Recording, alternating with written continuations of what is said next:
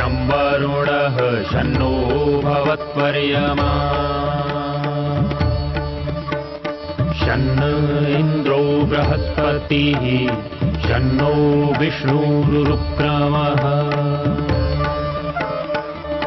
ॐ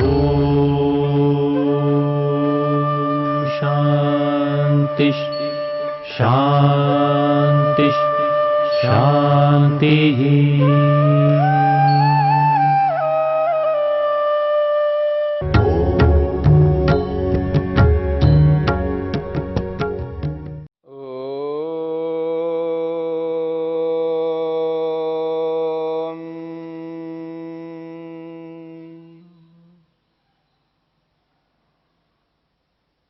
सत्य, सत्याचरण को लेकर के, सत्य बोलने को लेकर के हम विचार कर रहे हैं। सत्य को अपनाना, सत्याचरण करना मनुष्य का एक बहुत बड़ा कर्तव्य है। और जिसने इस सत्याचरण रूपी कर्तव्य को पूर्ण किया, उसकी कभी भी कोई भी हानि नहीं हुई है, अर्थात आत्मा की हानि नहीं हुई है।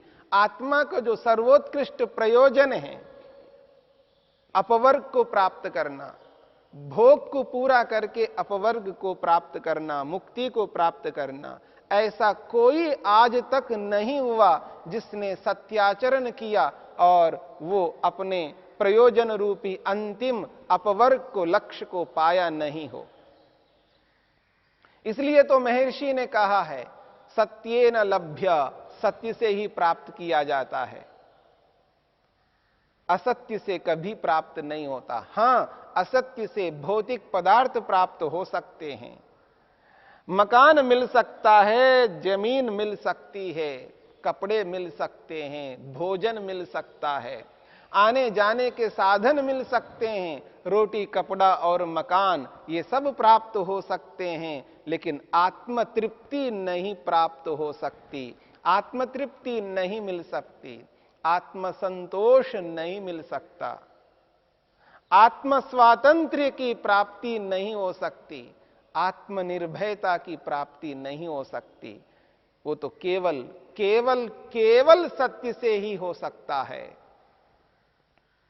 इसलिए इस बात को समझने का प्रयत्न करना, सत्य में कितना बल है, इस बात को अगर विचार करके देखें तो स्पष्ट होता है। सत्य में कितना बल होता है, कितना मजबूत होता है, कितना दृढ़ होता है। सत्य के सामने कोई भी टिक नहीं सकता, सत्य का मुकाबला दुनिया में कोई भी नहीं कर सकता, अर्थात सत्य को कोई भी हरा नहीं सकता। इसीलिए तो ऋषि कहते हैं, सत्यमेव जयते।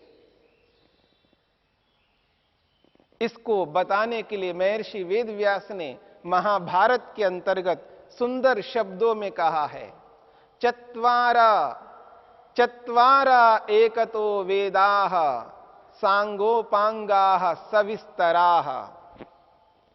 महर्षि वेदव्यास कहते हैं, चत्वारः एकतो वेदाः सांगोपांगाः सविस्तराः स्वधीता मनुज व्याघ्रः सत्यमेकं किलैकतः।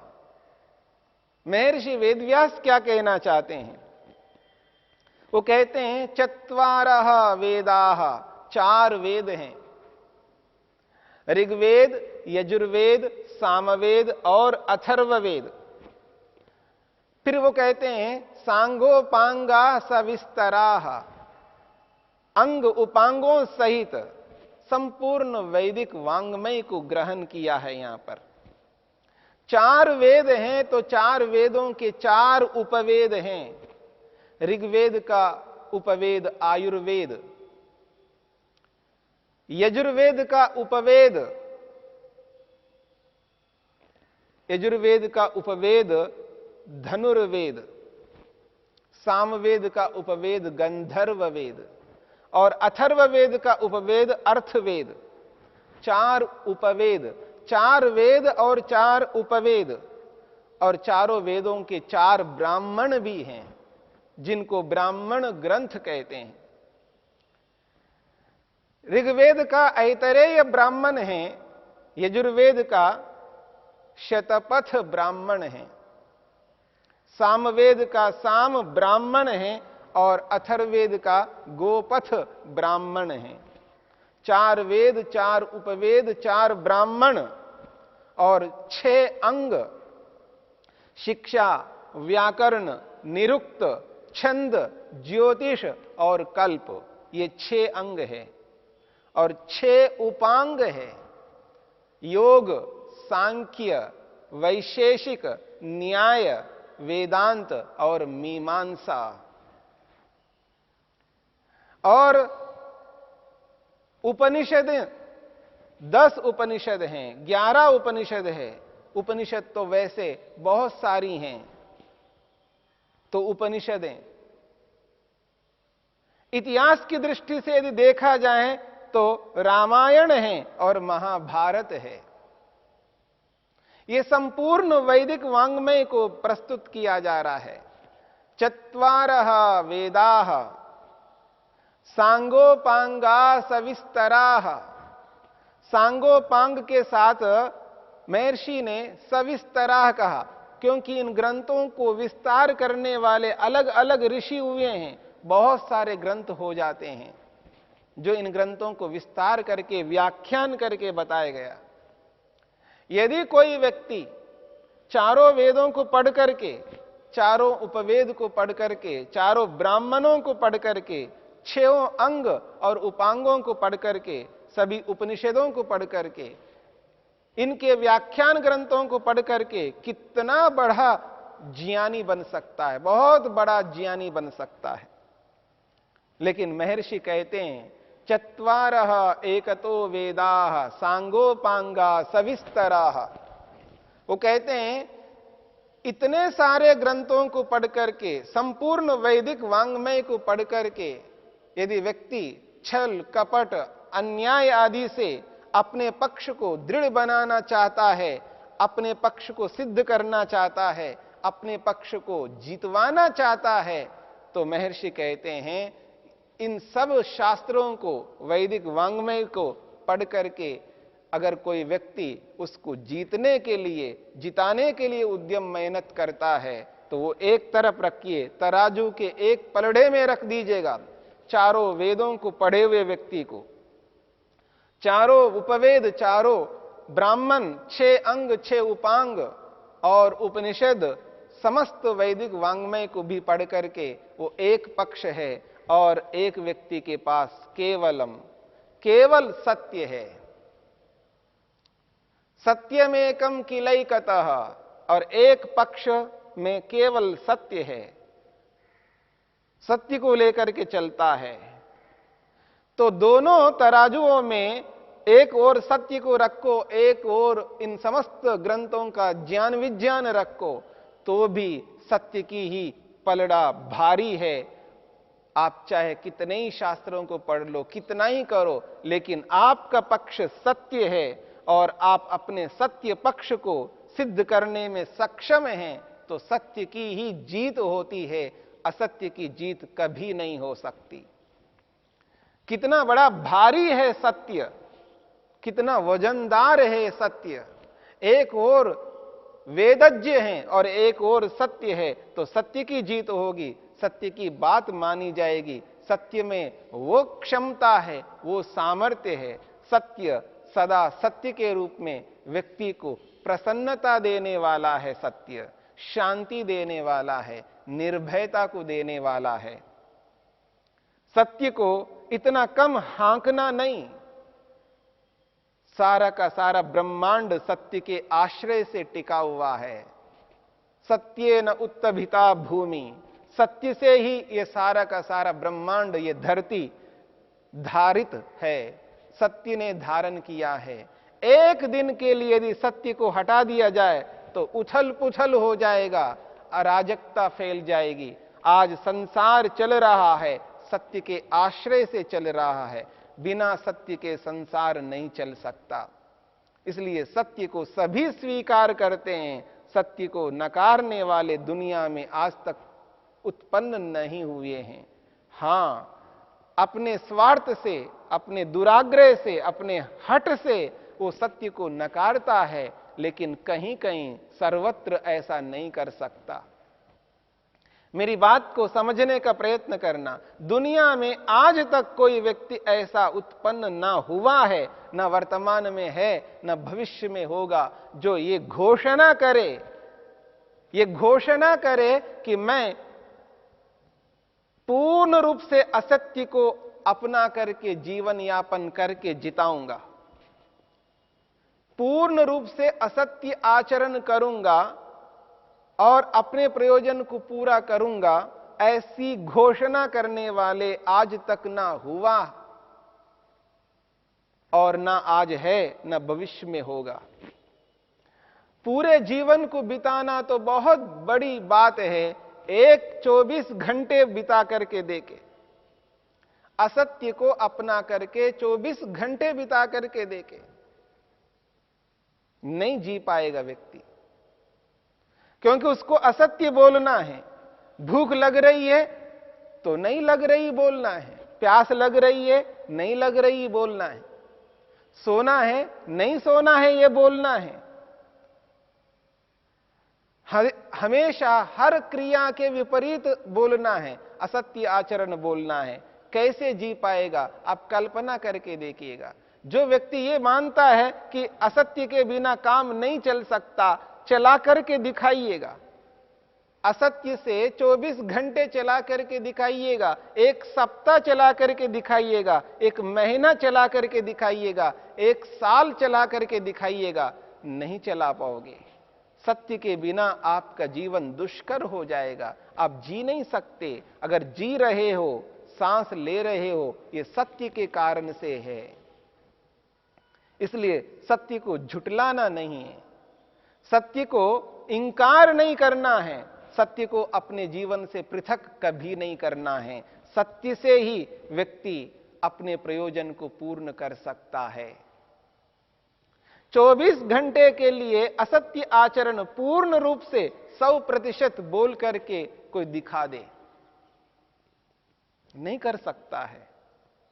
इसलिए मनुष्य सत्य ही बोलता है, लेकिन हठ से, दुराग्रह से, अन्य प्रयोजनों के कारण से बीच बीच में असत्य आचरण करके तात्कालिक सुखों को पाता है, तात्कालिक पद प्रतिष्ठा को पाता है, तात्कालिक प्रशंसा को पाता है, तात्कालिक कुछ समय के लिए इन भौतिक साधनों को पाकर के वो अपने आप को धन्य मानता है, लेकिन सदा के लिए ऐसा कभी नहीं कर सकता। इसका अभिप्राय यह है, व्यक्ति सत्य को लेकर के ही चले। सत्य को लेकर के चलने पर ही जो उसका अंतिम प्रयोजन है, मोक्ष, मुक्ति, अपवर्ग, उसको वो पूरा कर सकता है। झूठ बोल करके, अवसरवादी बन करके आज तक इतिहास में आप देख सकते हैं, कोई भी व्यक्ति इस अपवर्ग को, मोक्ष को प्राप्त नहीं किया। न वर्तमान में कोई कर रहा है, न भविष्य में कर सकता है। और अनेक बार कुछ लोग ये कहा करते हैं कि कहीं कहीं तो असत्य बोलना चाहिए, और किसी के भले के लिए असत्य बोलना वो असत्य नहीं कहा जाता। उसको ऐसा लगता है उसकी भले के लिए तो तुमने सत्य का उल्लंघन किया है, लेकिन और उससे संबंधित कितने लोग हैं, कितने प्राणी हैं जिनको दुख मिलता है, कष्ट मिलता है। यानी स्वार्थी बन करके, एक समुदाय को ध्यान में रख करके, एक परिवार को ध्यान में रख करके, समुदाय विशेष को ध्यान में रख करके, संगठन विशेष को ध्यान में रख करके, किसी न किसी एक पक्ष को ध्यान में रख करके असत्य आचरण करके उसकी भला तो आपने किया है, लेकिन दूसरे संगठन, दूसरे समुदाय, दूसरे प्राणी बहुत हैं जिनको आप दुख पहुंचा रहे हैं। ये व्यक्ति को समझ में नहीं आता है। संकुचित दिमाग को लेकर के नहीं चलना है, प्राणी मात्र को ध्यान में रख करके चलना है। प्राणी मात्र को ध्यान में रख करके यदि हम सत्याचरण करते हैं तो समझ लेना है, किसी को हम दुखी नहीं करेंगे, किसी को दुख नहीं देंगे, क्योंकि वहां न्याय है। यदि न्यायपूर्वक किसी को दुख मिल रहा है तो वो अनिवार्य है, उसको मिलना ही चाहिए, क्योंकि उसको उसके कर्मों का फल मिल रहा है। इसलिए ये दंड का जो विधान है, दंड से व्यक्ति को दुख ही मिलता है, दंड से कभी सुख नहीं मिल सकता। तो एक प्रकार से मानो दंड ही दुख है, दंड ही दुख है। तो सत्याचरण से, यथार्थता से, न्यायपूर्वक यदि किसी को दुख मिल रहा है, हमारे सत्याचरण से, हमारे न्याय से यदि किसी को कष्ट हो रहा है, तो वो कष्ट वास्तव में उनको जो मिल रहा है वो उचित मिल रहा है, उसको, उसके उस दुख को उसे स्वीकार करना चाहिए। उस दुख को वह व्यक्ति स्वीकार करे और उसको स्वीकार करके सत्य को स्वीकार करे और आगे के लिए दुखों से बचे। यदि ऐसा नहीं करते हैं, किसी एक व्यक्ति के लिए, किसी एक समुदाय के लिए, किसी एक वर्ग के लिए, किसी एक समाज के लिए यदि हम असत्य आचरण करते हैं, तो उससे भिन्न व्यक्ति, उससे भिन्न समुदाय के लोग, उससे भिन्न समाज के लोग जो बहुत है, उसके अतिरिक्त न जाने कितने प्राणी हैं, उन सबको हम दुख दे रहे हैं और वो दुख अन्यायपूर्वक दे रहे हैं। इसलिए किसी को सुख देने की इच्छा से, किसी को सुखी बनाने की इच्छा से, उसके प्रयोजन को, तात्कालिक भौतिक प्रयोजन को पूरा करने की इच्छा से अगर हम उसके साथ असत्य आचरण करके उसको भौतिक साधनों को तो दिला देंगे, लेकिन उसकी आत्मा को प्रसन्न, शांति, निर्भयता, स्वातंत्रता को प्रदान नहीं करेंगे। और उस असत्य के कारण से जो अन्यों को जो दुख मिला, कष्ट मिला, पीड़ा मिली, और वो अन्यायपूर्वक उनको वो सब मिले हैं, तो समझ लेना है ये बुद्धिमत्ता नहीं है। एक ओर एक व्यक्ति को सुख देते हुए दूसरी ओर और आप दुख दे रहे हैं। कई बार ऐसा भी लगता है कि इस असत्य से किसी को कोई हानि नहीं हो रही है, ऐसा व्यक्ति को लगता है। भौतिक हानि ना हो ये हो सकता है, लेकिन आत्मा की हानि तो अवश्य होगी, क्योंकि परमपिता परमेश्वर न्याय करने वाला है, उसको अपवर्ग मोक्ष देने वाले हैं। तो इस दृष्टिकोण से, ईश्वरीय दृष्टिकोण से, ईश्वर को ध्यान में रखते हुए, आत्मा को ध्यान में रखते हुए यदि हम विचार करेंगे तो निश्चित बात है वहां पर आप यही पाएंगे, हानि तो होगी। कोई ऐसा असत्य आचरण नहीं है, कोई ऐसा असत्य नहीं है जिससे हानि ना हो, और कोई ऐसा सत्य आचरण नहीं है जिससे लाभ ना हो। सत्य से सदा लाभ होता है। हां, भौतिक हानि हो सकती है, पर आत्मा की हानि कभी नहीं हो सकती है। और असत्य से सदा हानि होगी। हां, भौतिक हानि ना हो, लेकिन आत्मा की हानि अवश्य हो सकती है। इसलिए सत्य को समझ करके सत्य को अपनाना ही मनुष्य की मनुष्यता है, और मनुष्यपन इसी में है। इसलिए सत्य को सत्य के रूप में स्वीकार करते हुए सदा सत्य को जिताना है। सत्यमेव जयते न अनृतम सत्येन पंथा विततो देवयानः।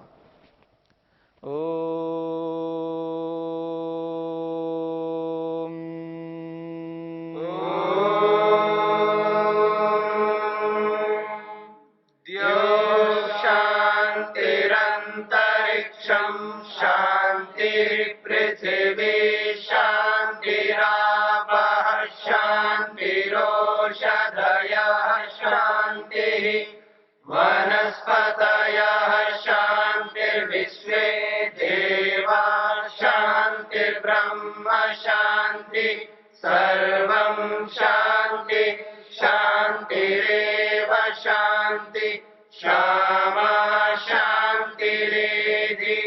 ओम शांति शांति शांति।